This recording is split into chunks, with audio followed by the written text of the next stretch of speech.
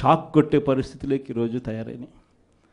15,000 కోట్ల రూపాయలు 6 నెలలు తిరక్కి 15,000 కోట్ల రూపాయలు ప్రజల నెత్తిన కరెంటు బిల్లులు షాకుల రూపంలో వేయగలిగిన పాలకుడు ఎవడైనా ఉన్నాడు అని అంటే అది నిజంగా ఒక చంద్రబాబు నాయుడు మాత్రమే ఇలాంటి దుర్మార్గాలు చేయగలుగుతాడు.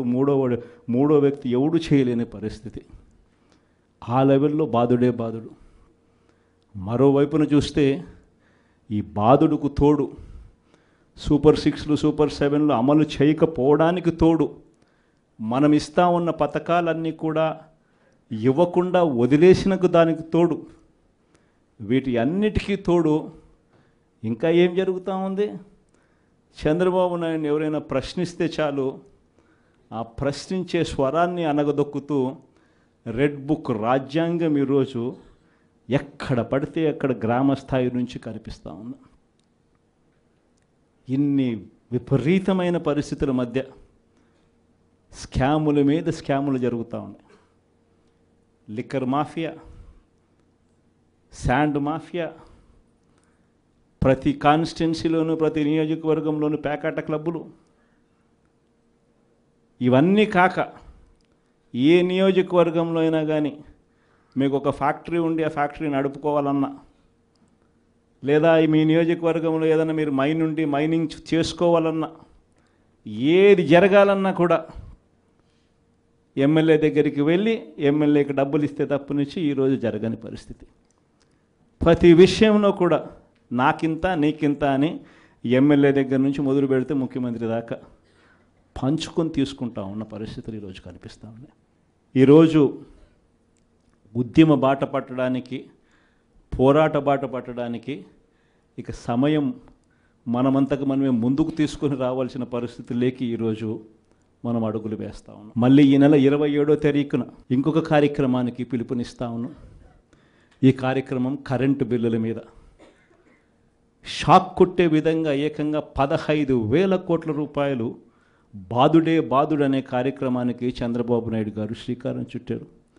కేవలం 6 నెలలు గడవకు మునిపే ఈరోజు ప్రజల చేతుల్లో ఉన్న బిల్లులు మీరు చూస్తే నేరుడు నెలకు వచ్చిన బిల్లు ఎంత, డిసెంబర్లో వచ్చిన బిల్లు ఎంత అని చెప్పి తేడా చూస్తే ఆ తేడా ఇట్టే కనిపిస్తూ ఉంది. కనీసం ప్రతి బిల్లులోనూ కూడా విపరీతంగా నంబర్ కనిపిస్తూ, ఇది కూడా ఇంకా 15,000 పూర్తి బాధుడు కాదు, 6,000 కోట్ల బాధుడికే ఈ నెంబరు. ఇంకొక 9,000 కోట్ల రూపాయల బాధుడు ఈ నెల వేస్తూ ఉన్నాడు. అంటే రేపు నెల బిల్లులో ఇంకా 9,000 రూపాయల బాధుడు కూడా కనిపిస్తుంది. మరి ఇలాంటి పరిస్థితిలో బిల్లులు చూపించి మహిళలందరూ కూడా బిల్లులు చూపించి బిల్లులు కాలుస్తూ ఉన్న పరిస్థితి కనిపిస్తూ ఉంది నిరసన తెలుపుతూ. ఇలాంటి వారికి తోడుగా ఈసారి ప్రోగ్రాం నియోజకవర్గ స్థాయిలోకి వెళ్ళిపోతున్నాం. మొన్న రైతులకు సంబంధించి జిల్లా స్థాయిలో చేసినాం. ఈసారి కరెంటు బిల్లులకు సంబంధించిన ప్రొటెస్ట్ కార్యక్రమం నియోజకవర్గ స్థాయిలోనే చేసే కార్యక్రమానికి ఈరోజు శ్రీకారం చుడతా ఉన్నాం. ఈ కార్యక్రమం 27వ తారీఖున పార్టీ కరెంటు బిల్లుల బాదుడే బాదుడుకు నిరసనగా ప్రజలకు తోడుగా ఉండే కార్యక్రమం చేయబోతా ఉంది 27వ తారీఖున. మళ్ళీ 3వ తారీఖున జనవరి 3వ తారీఖున చదువుకుంటున్న పిల్లల కోసం విద్యా దీవెన అందక, వసతి దీవెన రాక పిల్లలు చదువులు మానేస్తూ ఉన్న పరిస్థితి మొట్టమొదటిసారిగా కనిపిస్తూ ఉంది. మన హయాంలో, మన వైఎస్ఆర్సీపీ హయాంలో ప్రతి 3 నెలలకు ఒకసారి, 3 నెలలు అయిపోయిన వెంటనే, ఆ త్రైమాసికం అయిపోయిన వెంటనే, జనవరి ఫిబ్రవరి మార్చ్ త్రైమాసికం అనుకుంటే ఏప్రిల్లో వెరిఫికేషన్ చేసేవాళ్ళం, మేలో తల్లుల ఖాతాల్లోకి ఆ డబ్బులు పంపించేవాళ్ళం. ఆ తల్లులు వెళ్ళి ఆ పిల్లలకు ఫీజులు కట్టేవాళ్ళు. ప్రతి త్రైమాసికం అయిపోయిన వెంటనే పిల్లల తల్లులకు ఆ డబ్బులు ఇచ్చి పిల్లల చదువులకు తోడుగా ఉండే పరిస్థితి మన హయాంలో జరిగితే, ఈరోజు ఆ విద్యా దీవెన పరిస్థితి ఏమిటి అని అంటే 4 త్రైమాసికాలు అయిపోయాయి. ఈ జనవరి 1వ తారీఖు వచ్చేసరికే ప్రతి త్రైమాసికం అయిపోయిన వెంటనే ఫీజులు ఇచ్చే పరిస్థితి నుంచి 4 త్రైమాసికాలు అయిపోయాయి, పిల్లలకు ఫీజులు అందని పరిస్థితి.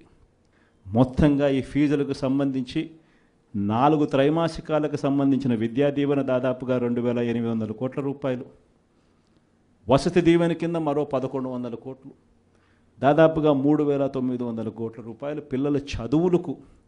పిల్లలకి డబ్బులు రాక పిల్లలు ఈరోజు ఇంజనీరింగ్ మానేస్తూ ఉన్న పరిస్థితి, డిగ్రీ చదువుతూ ఉన్న పిల్లలు ఈరోజు చదవని పరిస్థితి, పనికి వెళ్ళాల్సిన పరిస్థితిలో ఈరోజు పిల్లలు ఉన్నారు. కాలేజీ యాజమాన్యాలు బిల్లులు కట్టమని చెప్పి పిల్లలను గట్టిగా అడుగుతూ ఉన్నాయి. డబ్బులు కట్టలేని పరిస్థితిలో పిల్లలు చదువులు మానేస్తూ ఉన్న పరిస్థితులు. వీళ్లకు తోడుగా ఈ పిల్లలకు అండగా జనవరి 3వ తారీఖున మళ్ళీ ఈ ప్రోగ్రాం జిల్లా సెంట్రిక్గా చేద్దాం. జిల్లా సెంట్రిక్గా మళ్ళీ ఈ ప్రోగ్రాం జనవరి 3వ తారీఖున పిల్లల కోసం, పిల్లలకు తోడుగా ఉండేట్టుగా చేసే కార్యక్రమం ఈ కార్యక్రమం. ఇలా ప్రతి అడుగులోనూ కూడా ప్రజలకు అవసరం ఉంది, ప్రజలు ఇబ్బందుల్లో ఉన్నారు, ప్రజల తరపున మనం గొంతు విప్పాల్సిన పరిస్థితిలో ప్రతిపక్షంగా మనం ఉన్నాం అన్నది ప్రతి ఒక్కరం కూడా గుర్తుపెట్టుకోవాలి. ఎవ్వరూ కూడా ఎక్కడా కూడా భయపడద్దండి. ఏమున్నా కానీ ఢీకొందాం. మీ అందరికీ పార్టీ తోడుగా ఉంటుంది. మీ జగనన్న మీకు అందరికీ అండగా ఉంటాడన్నమాట చెప్తాను. మన సాగునీటి సంఘం ఎన్నికలు జరిగాయి. అది ఎందుకు ఎన్నికలు జరుపుతారో నాకే తెలియదుందా. ఎన్నికలు జరిగేసరికి ఒక ప్రజాస్వామ్యబద్ధంగా నువ్వు ఎన్నికలు జరిగేట్టుగా అయితే జరపండి ఎన్నికలు. అంతే తప్ప నుంచి నువ్వు నీ రైతులకు, నీ వాళ్లకు మాత్రమే ఎన్ఓసీలు ఇస్తారు, ఆర్ నో డ్యూ సర్టిఫికెట్లు ఇస్తారు. నీకు వ్యతిరేకంగా ఉన్న రైతులు, మామూలు రైతులు, సామాన్య రైతులకు నో డ్యూ సర్టిఫికెట్లు ఇవ్వకూడదు అని చెప్పి నువ్వు డిసైడ్ చేసుకున్నప్పుడు ఎందుకు ఎన్నికలు జరుపుతారు?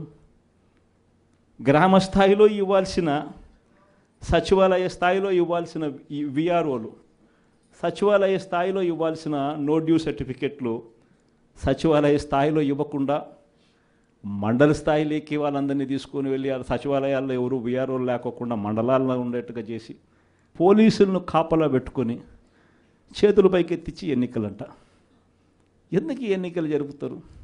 అది జరిగించి ఆ రకంగా ఎన్నికలు బుల్డోజ్ చేసి రైతులందరూ సంతోషంగా ఉండారు అని అంటారు. నిజంగా రైతులు సంతోషంగా ఉండారా లేదా అన్నది తెలియాలి అని అంటే ఒక్కసారి రాజీనామాలు చేసి బయటికి రండి, అప్పుడు అర్థమవుతుంది రైతులు సంతోషంగా ఉన్నారా, రైతులు సంతోషంగా లేరా. పెట్టుబడి సహాయం 20,000 ఏమైందని చెప్పి రైతులు అడుగుతూ ఉండేది అర్థమవుతుంది. ఉచిత పంటల బీమా ఏమైందని రైతులు అడుగుతూ ఉండేది అర్థమవుతుంది. ఆర్బీకేలు ఎందుకు సరిగ్గా పనిచేయడం లేదని చెప్పి రైతులు అడుగుతూ ఉన్నది అర్థమవుతుంది. ఇవన్నీ అర్థం కావాలి అని అంటే ప్రజాస్వామ్యబద్ధంగా ఎన్నికలు జరిగితే అర్థమవుతుంది. ఈ మధ్యకాలంలో ఇంకోటి కూడా అన్నారు, విజన్ 2047 అంట. అయ్యా 7 నెలల కిందట